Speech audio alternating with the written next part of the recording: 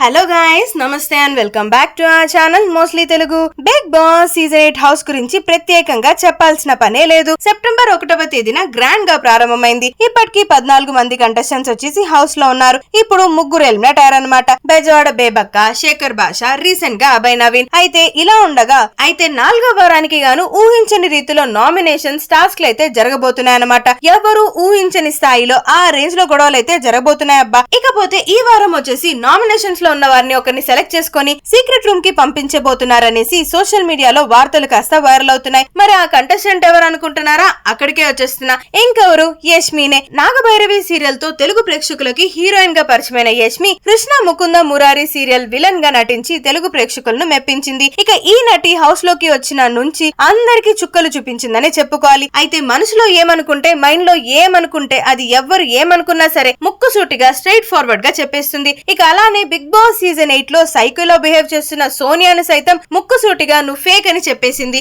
And అలానే గత వారం ఎక్స్ టాక్స్ లో భాగంగా భయంకరమైన క్రేజీగా శివంగి లాగా ఆడిందనమాట. చాలా అంటే చాలా గేమ్ స్పిరిట్ చూపించింది. ఆమె చెప్పే విధానం కాస్త కఠినంగా ఉన్నప్పటికీ 2 ఫేసెస్ తో అయితే ఆమె లేదు. ఏది ఉన్నా డైరెక్ట్ గా చెప్పేస్తుంది. ఇక ఇలాంటి యష్మి తను చీఫ్ అయినప్పుడు కావాలని ఆమె అందరినీ ఇబ్బంది పెట్టిందని, ఆమె చీఫ్ గా ఓడిపోయిందని ఆమెని నామినేట్ చేశారు కదా. దాంతో నెక్స్ట్ వీక్ నుంచి గేమ్ ని మరింత దారుణంగా ఆడింది. సో ఇకపోతే నామినేషన్స్ ఎపిసోడ్ తర్వాత ఈ వారం బిగ్ బాస్ వచ్చేసి మిడ్ వీక్ ఎలిమినేషన్ అంటూ ఒక పెద్ద ట్విస్ట్ పెట్టేసి యష్మి గౌడని ఎలిమినేట్ చేసి సీక్రెట్ రూమ్ లో పెట్టేలాగా ప్లాన్స్ అయితే చేస్తున్నారట. మరి ఈ వార్తల్లో నిజమెంత అనేది తెలియనప్పటికీ ప్రస్తుతం ఈ వార్త కాస్త సోషల్ మీడియాలో టాక్ ఆఫ్ ద టాపిక్ గా మారిపోయింది. మీలో ఎంతమంది యష్మి గౌడ ఫ్యాన్స్ ఉన్నారు? వెంటనే ఈ వీడియోని లైక్ చేసేసేయండి.